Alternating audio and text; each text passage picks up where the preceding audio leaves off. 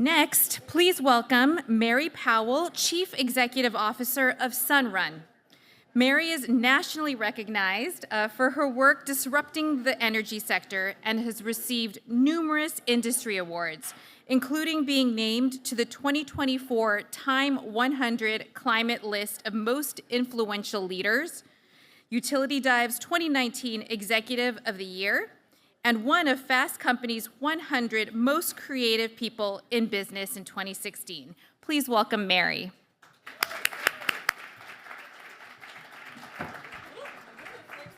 Well, that's an entrance. Thank you so much. It's so nice to be here with all of you. First of all, I just want to say a huge thanks to Lacey, to the organization for putting this on, the event. I love the goal. I love being here in Los Angeles. Los Angeles is very important to me personally because I have a lot of family here. I've lived in LA County, but it's also really important to Sunrun and really, really important as we think about the goals that I think so many of us are trying to achieve, which is about leveraging technology, leveraging innovation to do exactly the kind of bold vision that Lacey has and LA has around the Olympics, which is it's about leveraging what we have in a more innovative way to achieve our goals. So I feel like that is just such an incredible sweet spot, and I'm really happy to be here with all of you and happy to be a part of it. I'm going to chat for about 10 minutes, 15 minutes, and then I'd love to open up the floor to any questions about how energy, how the work that we're doing might fit into the vision here, or to answer anything that's on your mind. So a little bit about Sunrun, in case you don't know. Sunrun is the leader in the nation in providing storage and solar to homes. And I would say, most importantly to me, as somebody who's been in energy for 25 years and who has been very, very focused on the exact same kind of view as what we're trying to accomplish around the Olympics. How do we leverage what we have? Sunrun is the leader in the nation in aggregating all of that energy that customers are generating and storing in their homes to improve their own lives. Sunrun's the leader in the nation on taking that and then supplying it back to the grid to benefit all the other consumers that are supported by the grid. So I'll talk a little bit about that, a little bit more about that. But what I also want to just hit first is a little bit on my background. I've been in energy, as I said, for 25 years. I led a vertically integrated monopoly utility. I was the CEO for 12 years. That's when I was listed, believe it or not, as one of the most creative leaders in business, was actually as a utility leader, which I think is pretty cool. And it's because we actually were doing exactly what I'm getting to do now at Sunrun at scale. We were doing that and proving that solar and storage in homes, on homes, could actually help us lower rates for all the customers that we serve, as well as improve, like, one of the things that customers care about right up there with cost, which is reliability and resilience. You know, when you ask customers, like, they care a lot about cost, as we all know, but they also increasingly have a lot of anxiety about not having access to energy. And I felt that in a big way. My family has felt that in a big way, that has lived in California around all that we've had to do around fire prevention, right, and all of the outages. And so it's created a lot of additional anxiety in homes. So my mission in the energy space has always been about how do we leverage technology, how do we leverage innovation, and how do we think differently about the energy infrastructure to make it work better and more affordably for all. And so that was a big part of what we did, and we actually were able for many years to keep rates below the rate of inflation, and in some cases actually deliver rate decreases. Because the other really important thing to hit before I go into Sunrun a little bit more and the work we're doing now is that a lot of people didn't know this. I didn't know this until I joined the utility space. Like, I had no idea that the entire system it's not just that it wasn't built for economic efficiency, it's literally built for economic inefficiency. It literally is built for economic inefficiency. And it's not its fault, it grew up that way. Like, it started as a patchwork of tiny little grids. Actually, microgrids have been around for over 100 years because that's actually how the energy system started, right? It started around dams, it started around these little micro like utilities that then were patched together, and it's not a commodity that can move easily over distances, and it is a system that is built for the worst minute of the worst day that might happen every 20 years, and you can't just plan for that day, you gotta plan for what's called like N minus. It used to be N minus 1, which is something bad happens, and then something else bad happens. Now in most parts of the country, it's like N minus 3. Something bad happens, something else bad happens, and then something else bad happens. And so the whole thing is increasingly built for economic inefficiency. And then you layer onto that the fact that the climate has changed. And the fact that we have, when I was running a utility, I lived through 4 once in 200-year events, 3 once in 100-year events, and just a lot of bad events. So it is also that. I remember being out and about in the 2000s, because I'm a boots-on-the-ground leader, I still am. I talk to customers every week. I'm out at stores, doors, in living rooms, talking to people, and I remember being out and about after a major weather event and seeing these lines that we had just rebuilt to be storm hardy, just basically like twigs and twine on the ground. And again, it just really drove home that while we need that system, we need to transform that system. And the way to transform that system is, in my view, to leverage what I view as a consumer-led revolution to a better way to power our homes and our lives as the form of a better way to power the grid of the future. And so Sunrun, we started many, many years ago as 2007 actually, as a pretty classic solar company, I would say. We innovated on how customers could go solar, so we made it super easy because we did this leasing model so that you didn't have to worry about the upfront costs. You could just lease it. You could just then have us be responsible for taking care of it. So it was an innovation on the financial side, but the real innovation came when storage became so rapidly available. And Sunrun, a number of years ago, we really pivoted the company to be a storage-first company. And by that, I mean we went from a company that installed storage about 10% of the time in homes to now about 70% of the times. In states like California, I'm happy to say it's about 100% of the time, as it should be. But then we're also there for the consumer as their beloved, trusted partner. So we're helping them by taking all that energy and turning it into smart, controllable load that improves their lives.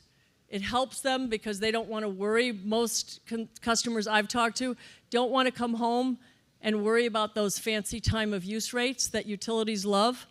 They just want to be able to feed their kids, get things done, do the laundry when it's convenient. And so what we can do with solar and storage isn't just help you stay resilient, help you take control of the cost of energy, all of those other amazing things, but we can also help control it and monetize it in a way that is best for you. And then it's also best for the grid.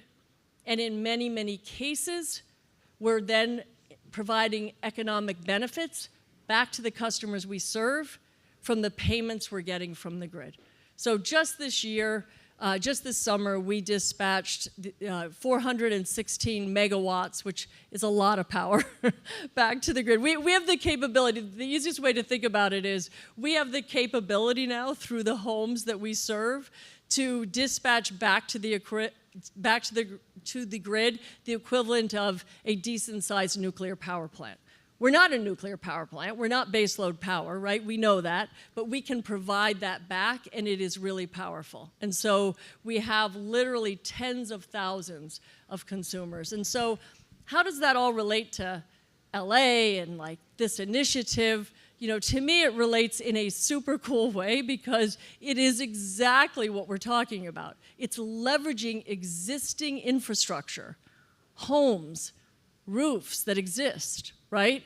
To create a more, economically efficient, cleaner way to power lives and to power the grid. So I would also say another thing that I found running a utility is, and one of the reasons, again, I really believe this consumer-led revolution is so important, and we just heard somebody talking about cars, so I should also say about electric vehicles. I should also say that the work we've done is groundbreaking in also taking vehicles and having them be part of that smart controllable load. So Sunrun did the first program in the country, not in California, but in Maryland this summer, where we took Ford Lightnings and we backed up the grid directly. We had already backed up homes with the Lightnings, but we actually took them and also used them as a resource to back up the grid. So it can be very, very powerful.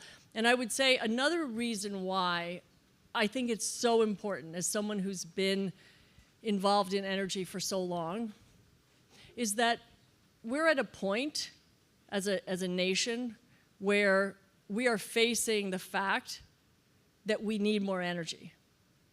And we actually need more energy than we're capable of producing. We all know we're in kind of an AI race with some other nations. And that on top of the fact that you have consumers wanting to electrify more of their lives, their vehicles, their cooking, their cars, right? At a time when, frankly, we're concerned about our ability to meet the energy capacity needs of the country. Like, that's something I actually always was also worried about too, because I, as a utility executive responsible for generation, transmission, distribution, and retail delivery, I experienced how hard it is to build stuff. So even if you don't believe in a consumer-led revolution and the importance that it could play, there's a dilemma in the fact that it is just really hard to build utility-scale solutions. I worked in a state where I had 80% support, the governor's support, the legislative support, all the support for building one of the state's largest, it was actually a wind farm, but building the state's largest wind farm. It took an insanely long time to build, at the end of the day, what actually wasn't an insanely large power resource. We really, as a nation, have gone from NIMBY to banana, which is, build absolutely nothing anywhere near anyone. It's really hard. Like, it's true. Like, NIMBY's like old news. It is, we are living in banana. And so, that's another reason why I have so much passion, which I'm sure you can feel, around the fact that we can leverage something that's happening anyway. Like, people want control. The same thing happened with cell phones, right? We all got our hands, well, maybe not all of you are old enough to remember what they were, but like, I got my hands on like cellular technology, and who didn't want that? The existing infrastructure made it really hard for like a long time to do what consumers wanted to do, which is just have more control right in their hand. It's the exact same thing in my experience. It's the exact same thing. The technologies happened. The innovation that needs to happen is around policy, frankly. It's not around technology. That's the cool thing. We have the technology.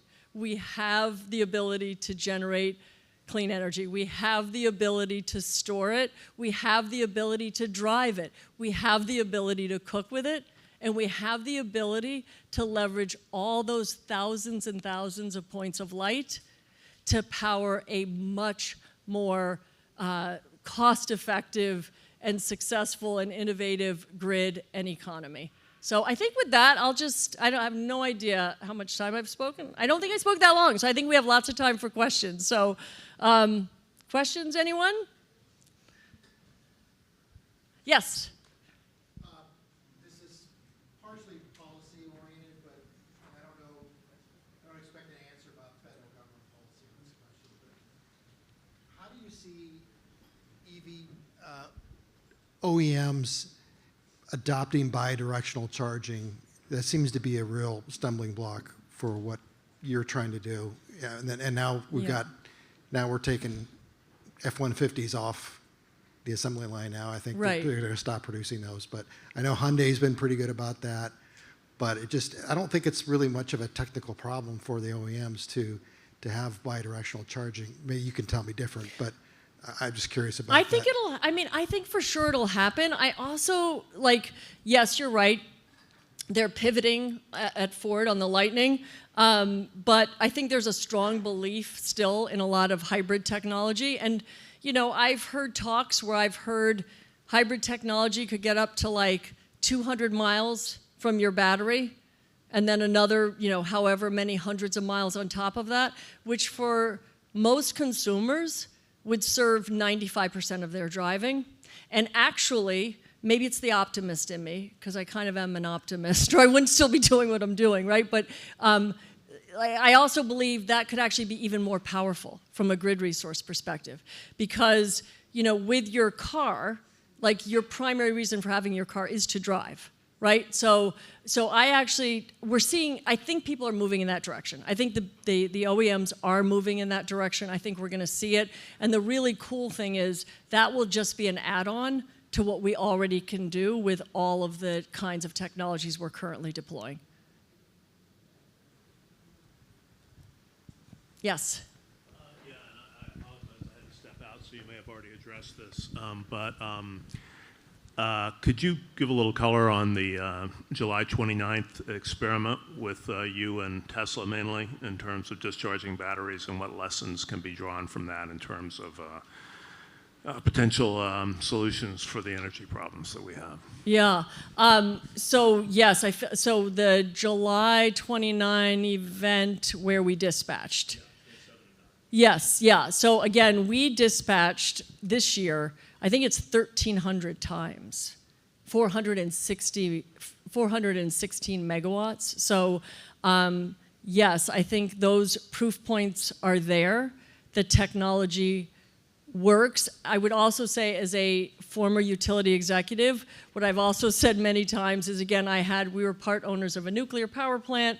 We had gas plants, we had wind, we had solar, we had and we had peakers, right? And very traditional peakers like we have all over the country and all over California. And I will tell you, no matter how much you follow that regime that you're supposed to follow, which is test them, right? You're testing them all the time to make sure that they're 2 minutes of time on stage, that they work, right? No matter what you do, there's still a part of you when you hit one of those really bad days that is concerned about those peakers. The really cool thing about what we do, and the really cool thing about the day you're talking about, is that we're aggregating, I like to say, thousands of points of light.